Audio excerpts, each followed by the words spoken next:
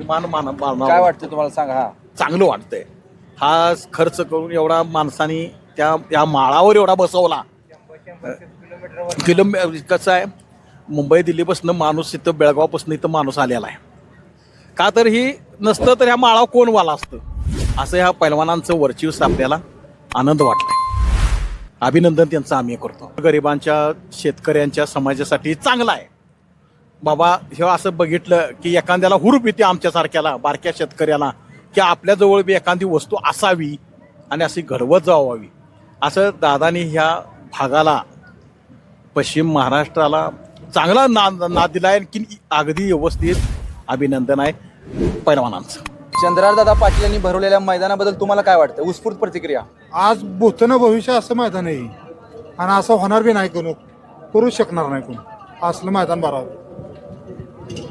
अजून काय सांगाल नियोजनाबद्दल? नियोजन एक नंबर झालंय, म्हणजे प्रत्येक गोष्टीचं. कुठून आलाय तुम्ही? आम्ही कोरेगाव तालुक्यातून आलो. इतकं नामांकित मैदान भरलं, काय वाटतं तुम्हाला? मस्त वाटायलंय आणि खरोखर चंद्रहार पाटलांनी एक भारी काम केलं की सगळ्याच शर्ती एका ठिकाणी घेतल्या. त्यामुळे जेणेकरून आमच्यासारख्या गोरगरिबांचं किंवा जे असे वडापावले आहेत किंवा चिरमुरे विकणारे यांच्यासारखं म्हणजे उदरनिर्वाह ज्यांचा आहे छोट्या छोट्या उद्योगधंद्यावर, त्यांना खरोखरच चांगलं म्हणजे खरोखरच फायद्याची गोष्ट ठरलेली आहे. त्यामुळे खरोखर चंद्रहार पाटलांचं खरोखर आभार मानतो.